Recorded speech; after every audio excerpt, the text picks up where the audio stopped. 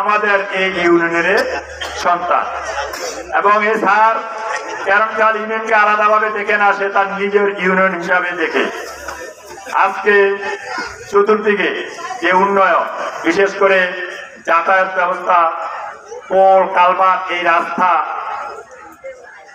এক সময় সাতপাইরা ফরিদপুর বাররা আপনারা জানেন এই যে পোলটা ছিল পাশের মকিম বক্সের পোল কইতো, একটা বাঁশ দিয়ে ছিল, অনেক কষ্টে মানুষ আসা যাওয়া করতো।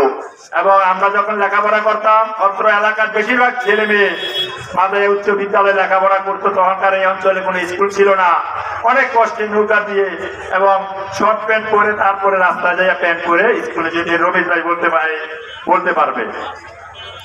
এই যে আজকের এখানে ব্রিজ দেখতেছেন, এই রাস্তা পাকা দেখতেছেন, সবকিছু আমার আমলে 2002 সাল থেকে 7 সাল পর্যন্ত এই সারের মাধ্যমে আমরা এই কাজগুলো, যোগাযোগ ব্যবস্থাগুলো উন্নয়ন করেছি।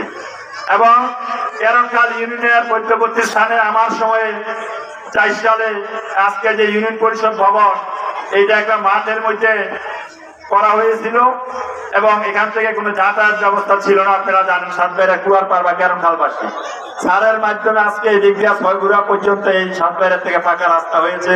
এই ব্রিজ দুইটা একসাথে সারে করেছে 2003, 4, 5 সালে। এবং আপনাদের এই গ্রামে সারে যখন নির্বাচিত হওয়ার পরে এখানে একটা সভা হয়েছিল, এই সভায় স্যারের স্মরণ আছে।